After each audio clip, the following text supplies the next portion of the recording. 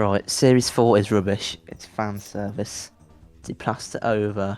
Oh, Series 4 finale. Okay, no, I had a heart attack then. I was like, what am I reading here? To plaster over a very mess story. Agreed. But Mm. I wouldn't say it's fan service. Well, technically by definition it's fan service, but also it's like it's earned and does play in well and does like the only things I would say are actually good in Journey's End is the character stuff with all of the characters. Like the plot Yeah. itself, I will agree. I wouldn't even say that the story's meh. I would say the story's shit because it actually doesn't make sense. Like the story, like I remember the last time I was watching it, I was like, okay, so the Daleks are gonna wipe out all of this, like, well, basically everything, which does make sense. The Daleks would do that, but then it's like, okay, so how are you gonna survive? I don't know. I Oh, kind of that's kind of the thing with you're the not going Daleks that to. they won't think about that. It's a I very don't know. Dalek thing to do, to destroy everything and then to realise that they won't survive because everything's dead. I feel like that's very character of the Daleks. Seems as they're based I off don't Nazis as know. I well. don't think the Daleks are stupid enough to do this whole plan and not think of the way that they would I don't survive. know, Because mate. the Did you see the way they had that thing set in their controls or whatever at the end and they all blew up? They seem that's pretty what I stupid mean. to me. The whole story's like that. Yeah, You no, notice I it didn't really. more. I. You Oh. notice more throughout New Who how shit the Daleks are written every time you go back to series one. It's like remember What? how much of a big deal one Dalek was, but Oh then yeah, okay, fairs. in shit like Journey's End you have millions of Daleks and they're just fucking useless and they all get wiped out by a button. Yeah. That shit fucking sucks. At least it wasn't a microwave. Oh my god. Wait, a microwave? Yeah, that was in Resolution. They used a microwave or something to blow up the Dalek. Oh my god, they did. Oh. And then in Revolution, the Daleks used the TARDIS, and the TARDIS just committed suicide. Doctor didn't care. It Great. was it was so stupid. It's like how are you gonna actually write in that these hordes and hordes of Daleks are here? And it's like even if some of them went in the TARDIS, you'd like, yeah, some of them would go in the TARDIS and look for the Doctor. Not every single fucking one of them would go in. Yeah, okay. Actually, maybe talking about other Dalek stories has made me think that the finale is actually quite good again. Um, Which I one, still Series like this. 4? I like this. Yeah, I like the series 4 finale. I'll still stand by that. Ah, I don't I like don't. it. I don't like the ending. Apart from, I like the stuff when Donna's mind gets wiped. Obviously, that's great. But I really Yeah. like it. It's a statement. It's very 2000s. It's a statement on Doctor. It's so historic. The fact that all of these characters came together in a finale to stop the biggest baddie of all. Yeah. And I'm not on about Weng. I definitely think. Oh, I should have laughed at that. That was hilarious. I did laugh. Oh, okay, thank God. Did it not come through? No, it was really awkward for me. I was like, oh, didn't get Oh, it. no, I did laugh. I did laugh. Yeah, I think it could have been done better, definitely. But I think on a whole, I'm not. I can never slate this finale too much. It's nostalgic. It reeks of the 2000s. It reeks of CX. It's great. It's very nostalgic for me as well because it's one of the episodes that I owned on DVD, so I would just watch it on repeat. But like, I, outside of every like speaking character who isn't Davros, I have no complaints about the character stuff. I think that's all still brilliant.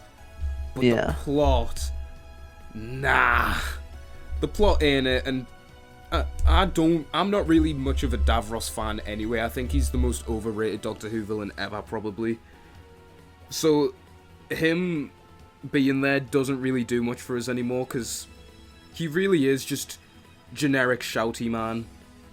A lot of his... well, especially by fucking The Magician's Apprentice and that awful story in Series 9, he is very much just sort of like generic shouty villain who wants to destroy the universe, which I'm like, that might have been cool in the 70s, but it ain't anymore. Oh yeah, I see what you mean by that.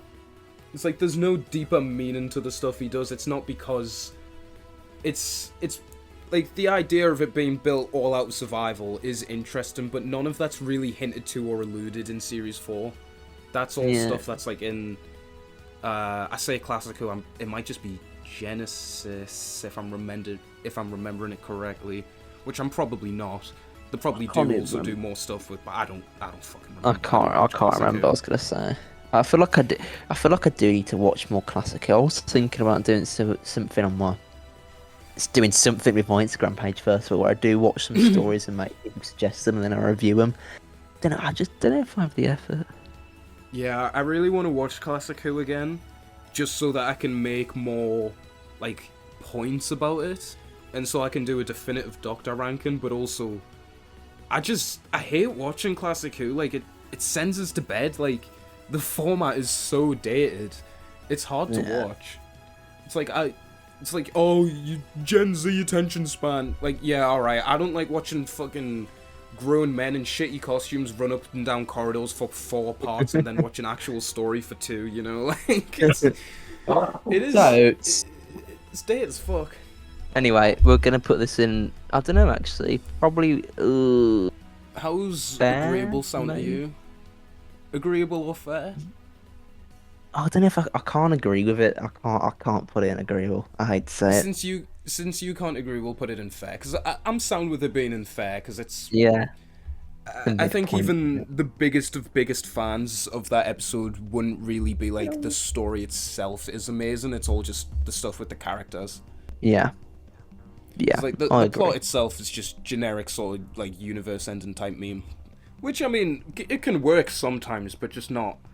I don't think it works within the context of this story. The Chib era characters deserved better writing. Shake my head. They did Yaz dirty. Yeah. I'd love to shake my head as well. The shake my head adds to it. I hope, No, I hope yeah, when you read that out, you absolutely. stopped and just shakes your head. Oh yeah, of course I did. They did Yaz dirty. They did all of them dirty, man. I think the only one that I think genuinely had good writing was probably Graham. I feel like that's why I feel like they shouldn't. I understand why they were experimenting and they were doing something new, but it doesn't work with modern era having 3 modern companions in the TARDIS full time. It works in classic Who. That's what people say. And they're like, oh, well, it's going back to the old days and we used to have that all the time. Yeah, when you had like 6 drawn out parters, 20-minute 2-part, like, that's fine because you see them all the time. But nowadays, when you have a 50-minute episode in this era, sometimes you just would have about 2 lines spoken from one of them because they wouldn't do anything. Literally. Some episodes I'd notice that they'd focus on one of the companions more. That makes sense, and the same with the Doctor. The Doctor'd have a bit more to do in some, but the balance wasn't there. It didn't work. I feel like the fact the TARDIS team was overcrowded is probably why the characters were so bad. Obviously, I think it was the writing as well, but I just think the fact you set yourself up for failure. I get you experimenting, but no. And as I said, I think the only character from the Chibnall era that I could say had a good, almost really good. We talked about it earlier with the Battle of Ranskarki, like almost a really good round off to the character arc with Graham. Almost got perfect, not perfect, but you know what I mean. It was almost really good. I think Graham's the only one where I can say there was a beginning and there was an end, and it was satisfying to what happened to him and how he dealt with it. Like I always remember the it takes you away stuff and the singing in arachnids when he gets back to the house, the flat, sorry, wherever it was. I think it was a flat. I don't know. So. That's weird. They never showed the exteriors of any of the places in the Chibnall era, and I think about it. Or is that just I my wouldn't remembering remember, to be doing honest. shit? I I'm honestly just would not thinking about remember. it. And I'm just thinking about like houses and buildings in general. I don't think they show like the exterior of what it looked like. Like I don't The remember one seeing that the exterior to the spider place. I don't remember seeing the exterior to Graham's house or the to one that Ryan's stuck out flat. to me like a sore thumb was I don't even know how you fucking pronounce it. The Snanga conundrum. That shit. The one with the little thing that eats the sonic screwdriver. Ting. I like the ting. Oh, the pating, that's what it's called. I remember thinking that episode came off as horrendously cheap, that they never showed the exterior of the ship they were on. Because there's a scene where they're like flying it and the controls are just like these hand motion things. And I'm like, they're Yeah, moving their hands about, but they don't show there's, that either. but we don't show the exterior of the ship, so it just looks like They don't some show fucking they moron. don't show the exterior of anything. I feel like I've just had a Nah. revelation here. They never do it. That's what I mean. Like none of the Surely they buildings, must have done it at none of the least houses. once. They can't They like when I'm must have. thinking about it. When I'm thinking about like Yaz's flat, you maybe you Oh, do. they did do Yaz's flat. They did do Yeah, I was gonna Yaz's say they flat. did it in Arachnids actually. Yeah, because they Ryan's reused the they don't shot. do. Graham's they definitely don't do. You see Dan's, but that fucking disappears. Poor soul. I always forget that Dan was even a companion, to be honest. Yeah, so did I until I just remembered his house fucking disappeared. He stood there ranting about, oh, what a guy. And then he I never like how got the it doctor, back. Yeah, the doctor like drops him back on Earth and just like, yeah, there's your little miniature house. Fuck off. As if Basically he just didn't goes- fucking get Amy and Rory a house and a car. He just Yeah, she she just drops she him off. fucks He Dan off. basically goes, I'm homeless. And she just goes, yeah, Yeah, bye. see ya. Anyway, Dan was a fine character. Dan's I a weird kind one, of- man. Because I remember liking him. I don't want. This sounds really weird that I'm liking all the older men, but I do feel like I do feel like the fact that it's Dan Bishop and Bradley Walsh, they've got a lot of already charm and personality to them. Yeah. Outside the character, but I think the only reason I like Dan's character because I do feel like with Graham, I feel like Bradley, I can distinguish between Graham's character and Bradley Walsh's character. Well, Bradley Walsh's character, Bradley Walsh as an actor, because I think Graham had had stuff to do. He had a thread going on with Grace, like, but with Dan, I think it was literally just John Bishop in the TARDIS. I'm not gonna lie, I do feel not to the full extent, but a little bit like that with Graham. Because it's like, as much as this applies to both Graham and Dan, it's like, I think the reason they're both easy to like is because they're actually like, Yeah, funny. it's the actors. Yeah, it's comedy it's like- actors, isn't it? so it's like the two of them, they're both actually funny. So that's better than the other two, because the other two are just fucking nothing. But then Graham and Dan also suffer from the same issues as Yaz and Ryan, where it's like they don't really do anything. There's not really much personality. Yeah. They just dissolve into cardboard. Inconsistent morals, inconsistent characterization. And honestly, I know you were saying we're sort of in agreement of Graham's thing being good in Series 11. But I think his actual companion departure in Revolution of the Daleks, I think, is really shit. Oh yeah, I'm just on about as soon as Series 12 hits, he has nothing to do. He turns into they all turn in, like, the thing is Series 11, Ryan and Yaz, they kind of have stuff going on, but nothing really interesting. It doesn't go anywhere. Graham's the only Yeah. one where his kind of story is central to the whole series. I mean, the finale is based around Graham, so Yeah. Graham is literally the main companion. And then as soon as it hits Series 12, he has the cancer thing, which I feel Don't they like only could bring have that been up like twice? yeah, that's what I mean. I feel like that could have been another really interesting way to take his character. Seems as, he's just lost Grace and he's just been diagnosed with cancer. It's a sensitive subject, obviously, but I feel like it's something they could really tackled and done something really impactful with it. Because obviously he just lost Grace, he'd gotten over it, but then he's had this big pushback where he's got cancer, and he just formed this perfect bond with Ryan as well.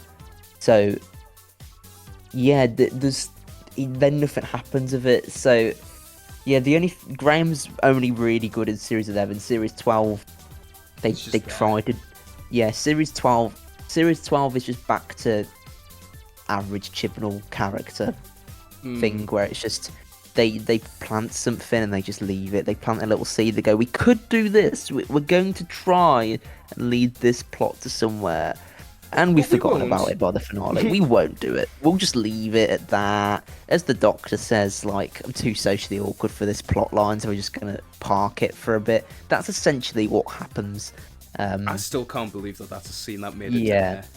there. That's But a then whole again, I say video. that the amount of shit that has been in this show that has made it to air, even in New Who, it's like the BBC clearly don't give a fuck. They definitely do not watch the episodes back. No. They just Definitely care that it makes money. not. I think on the structure thing of having 3 companions, I don't think it necessarily can't work.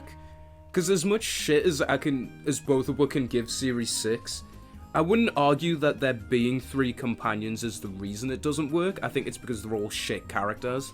But, big but, the thing is, when 3 companions is done before a New Who, like you could argue Captain Jack is one as well in Series 1, it's always Shit, an yeah, on of and off course. thing. It's never the full run you have all 3. The problem is, because Yeah. all 3 of them are there from start to finish, there are episodes where you could clearly just take them out and they won't be there, and I think that's the flaw.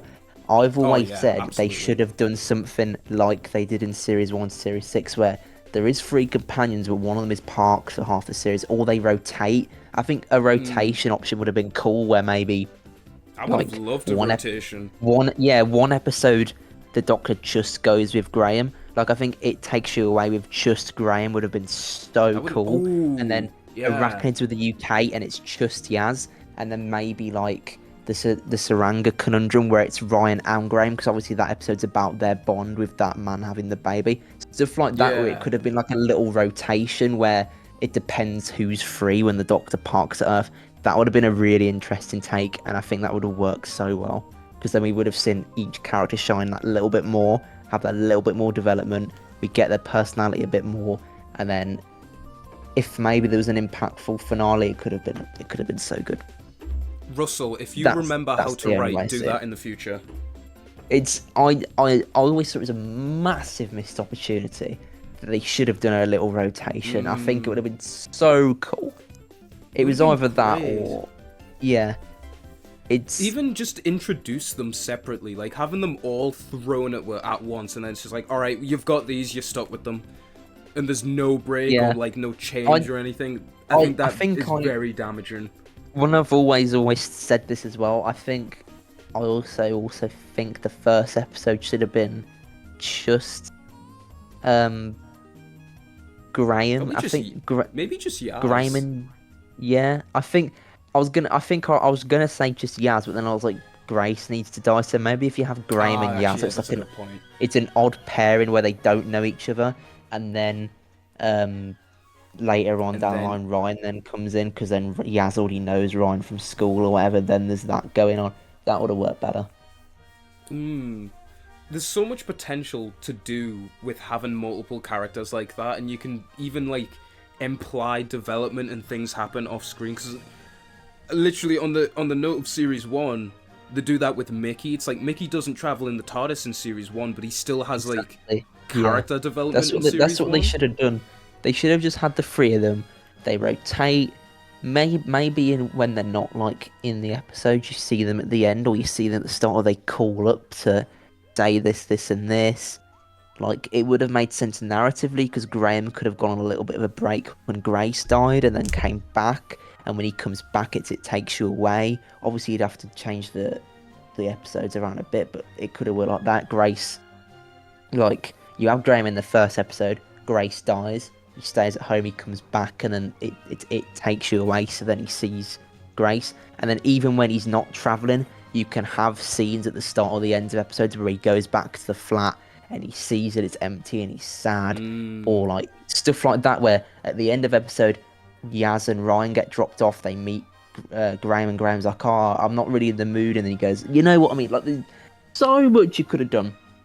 The ultimate hot take of this video: Doctor Who clearly needs to go on another fucking hiatus, because the structure has just been so fucked and so shit for so long that it's like, even us, just as fans, obviously we're just like big Doctor Who nerds, but it's like, we see all of this shit and we see all of the potential. Why are the people who are getting paid to sort this just doing such a shit job? Yeah. It's like, writing this stuff, it's not easy, it's a very difficult job. Neither of us are writers, we couldn't do it. But it's like, they clearly need to have more time to iron out all of the kinks. Honestly, I I honestly believe that Doctor Who should take like a fucking 5-year hiatus to just sort out itself because it's just gotten so bad. But that's just me. Even I know most even people won't as think like just want Doctor Who off the air. yeah, I want Doctor Who on the air every single year of my fucking life, but I still like Series 1. I'm probably gonna like Series 2. I say that, I'm gonna fucking hate it now. Um, I still like what You just Russell's doing for the fucking most you part. farted my brain there when you said Series 1. I was like, oh, Oh I yes, thought everyone yeah, liked Series yeah. 1. Series 14, whatever. I'd still like Russell to probably wrap it up after 4 seasons again, and then I think we can have a break. I'm kind of already over it, to be honest. Like, I am interested in Series 15, but I'm definitely not excited for it. I just want Shooty to have 4 seasons, and then we can wrap the whole thing up and move on, and maybe have a little break. Honestly, I want Shooty to play the Doctor for like fucking 10 series if he's only getting 8 Yeah, episodes. But also, I yeah, just prefer Doctors who stay longer anyway. Like, I yeah. do, as much as the Chibnall era is apparently, oh my god, I've forgotten how to You say can do it. You abhorrently, can do I it. forgot how to say the words. As much as it's like abhorrently shit, I do believe it would have still been significantly better if the BBC hadn't fired Capaldi. At Yeah, least it would have been watchable, you know? yeah. I'd But probably agree on that. I think with the way Doctor Who's made, especially now, it really needs a lot of time to iron out its kinks because the baggage is clearly too much to just ignore unless it's off the air. Because it's like, as much as we all thought that when Russell came back he would just immediately retcon the Timeless Children or just ignore it, he didn't, because realistically he couldn't. He couldn't, that's what I was going to say, he couldn't. And the thing is, he still wrote this by regeneration thing, which would have been the perfect way to, like, kind of move on from everything. But we still keep going back to, I'm the last of the Time Lords, I'm sad, I'm lonely. We still keep going back It's to that. so And inconsistent. yeah, this is what I mean with Shooty. Shooty is, amazing. And the moments he has where he shows the fact that he's so upbeat and he's in this mindset where he doesn't care anymore, he's over it, he knows he's the last of his species, but it's not going to be the end of the world to him. He's just going to live with it, get on with his life. He's got family. But then it's just brought down to the fact it's like we can't, it's like an addiction. We keep having to go back to, I'm the last of my race, Yeah. I'm sad because everyone's died. It's like, I I'm gonna don't, go on a mini 15th Doctor rant here, and I will warn you that Empire of Death slander will be included. oh, you've been muted, mate. No, carry on, But carry on. I think the reason his characterization to me is so annoying, mainly because of the lack of depth, but how inconsistent it is as well, just pains us, because it's like he's introduced as the Doctor who can control his emotions, but then you see him break down every episode. But then also he's characterized as like, yes, I've healed and processed all of this trauma. His first 3 standalone episodes, I'm the last of the Time Lords, I'm the last of my people, I've got no one, but that's okay. But then in... oh, fuck, what's the episode called? Fuck, what's it called? Devil's called? No, not the Devil's Called. Rogue. In Rogue, that is completely Okay, how'd you do ignored. that? And Yeah. I don't know it. It's because I always called the episode not Jack. I was trying to remember what We it were, was actually we were called. speaking about it about half an hour ago. You called it Rogue about half an hour ago. You're there good. Oh god, I forgot what it is. Oh Uh, no. Listen, man, I'm getting old. My memory ain't too good anymore. Mm. But in Rogue, at the end, when he like just tries to brush past being upset, is the most out of character thing for the 15th Doctor to do, because he would just not do that. He's meant to be in touch with his emotions and that, and then he just tries to brush it off, which is something he wouldn't do. And then he also does it in the finale when he leaves Ruby. For no apparent reason, he doesn't say "I love you" back and hides his that emotions really from annoyed her. me. They cut that as well, didn't they? Because that was originally Yeah, in they the had script it that filmed he said "I and love they you cut back," it. and I think that would have genuinely been so much better with that in, because that shows he's more in, like, he's more, as you said, he's more in control. He knows how to do it. Like, I hate the fact he's crying every episode, but I didn't mind it when he's crying a bit more, because I know it. People are like, oh, it means he's not emotionally in control, but to me it means he's more emotionally open and he's more acceptant that he can cry. As you said in Row, he should have been more like not hiding it, 'cause that's what he's supposed to be like. I can see the vision Completely, for that, but I don't I think it completely forgot works my with a point. lot of the context in which he cries. Because Oh a lot yeah, of the I know. context is like a normal person would not cry at this, and let alone Yeah, like the Doctor. fucking butterfly would die, and he just. I'm surprised he didn't start tearing up at that. To be honest with you, Well, I Miss, think the Miss most egregious Butterfly one for me is stands up. probably the Devil's Cord. I don't care how in touch or how good a Doctor is written. I think there's very few scenarios where you can write the Doctor being so scared of someone that he starts crying, and it actually Oh like yeah, doesn't feel out of character. yeah. For me, that's the one where I'm like, come on. Like, the Doctor would just never do that. The Yeah. infamously big-headed, egocentric savior of the universe would not cry by being scared of someone. Like, that's just, nah. Nah. Maybe if it was like a, maybe if it was like a fucking a Dalek or something, but maybe If it not was a a. Dalek, hell yeah, because there's the build-up, the Doctor's fear of the Daleks and Yeah, why he'd be it was a so afraid of them. completely new villain that he just met.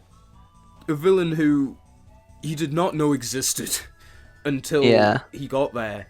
And then as soon as he hears the Toymaker's laugh, and like briefly escaped, he's just inconsolable, and I remember watching that, even when I still liked the Devil's Code, I was watching that and I was like, the Doctor would just not cry over this.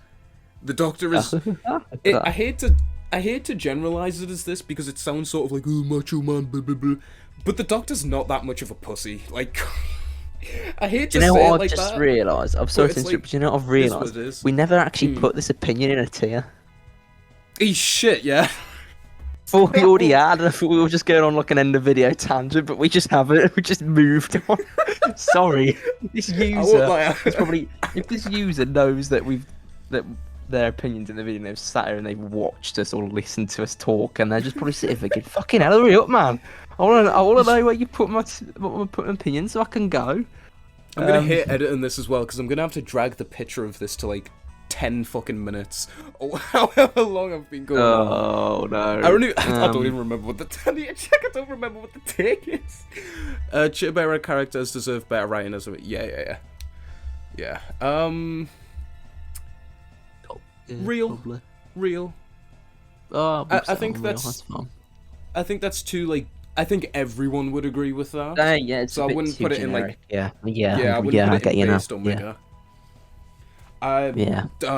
I don't know how we'll end this now because we're just ranting.